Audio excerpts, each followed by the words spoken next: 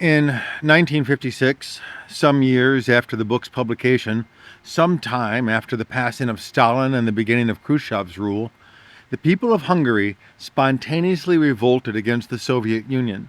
The revolt began with the students on campuses primarily, but within 24 hours it escalated into a full-blown revolution that saw Hungarians, no matter what class or political party, rise to overthrow its Stalinist puppet leader, Matthias Rákosi.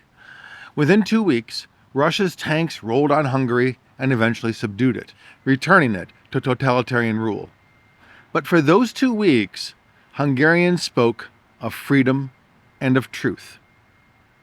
Around Arendt and across the West, people wondered, could totalitarian regimes fall so quickly and easily? Quickly? Probably, but easily. Arendt was compelled to write, first in 1958 in the Journal of Politics, and then the essay was added to that year's expanded reprinting of The Origins of Totalitarianism. You won't find it or the book's original chapter concluding remarks in modern reprints of the book. But this past year, 2024, the Library of America reprinted all of it in this fairly expensive edition. Arendt, of course, pulls in the reins of the political critics of the West at the time, reminding them first that misreading the signals sent by Russia or any totalitarian power is exactly the danger, that it misunderstands the workings of the movement. More, she explains the key differences that existed in what we call the satellite countries of the old Soviet Union, that these are neither fully under totalitarian ideological control yet, after all, they were only recently added to Russia's holdings, nor have they been purged or emptied of their native people, those who knew a different era of freedom. More, Russia was emerging from a succession crisis itself, and Khrushchev was sending signals that, on their surface, appeared possibly optimistic. Well, optimism is far too strong a word. Should we say, less malignant? More military dictator than totalitarian leader. A speech he had recently given to his political party insiders had recently leaked, even to the New York Times. Did he use the word people? Did he suggest that Stalin was insane? Surely we can understand such statements to mean that he would be a different sort of leader.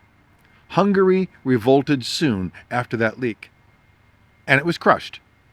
And that should be all there was to say, except that no, Arendt says, we can learn. What we never seem to consider, of course, is that the statements and actions of a totalitarian regime must be interpreted through the ideological lens of its sense, the inevitability of the movement. Russia has lost people from the war and from Stalin's purges. It was desperate for good workers. China was rising as a real contender for ideological domination, and it had far more people. Khrushchev was not about to surrender control of anything. His comments on Stalin? Those were an either-or proposition. He asked if Stalin was insane or if evil people worked to control him. All this kept the door open for more party purges, more seizures of control, broader expansions of the military to do it. But I don't mean this to be a history lesson. Through her analysis, which only reinforces the arguments she makes in the book, Arendt is hugely cautionary that anything witnessed in Hungary could signal real change. Except, one of the things she spends a good time talking about is the traditional councils that the Hungarians immediately installed as the new government. These were grassroots, wholly democratic in nature, and were a powerful alternative to political parties, which, as the past chapters have demonstrated, operated as political machines, which eventually permitted the kinds of abuses that led to imperialism and worse. Where are we with these? I'm talking about different layers of citizens' groups that come together to make decisions for communities. And they do it without the rest of the political machines that we've all come to expect as inevitable. Are they inherently more socialist? Well, yes, and the idea that the communities watch out for each other and decide together how to govern. There is no overarching single leader or small group leading. In this sense, I could just as easily say that they are the most small d democratic of organizational models. and they are the only one we know of that does not depend upon political parties.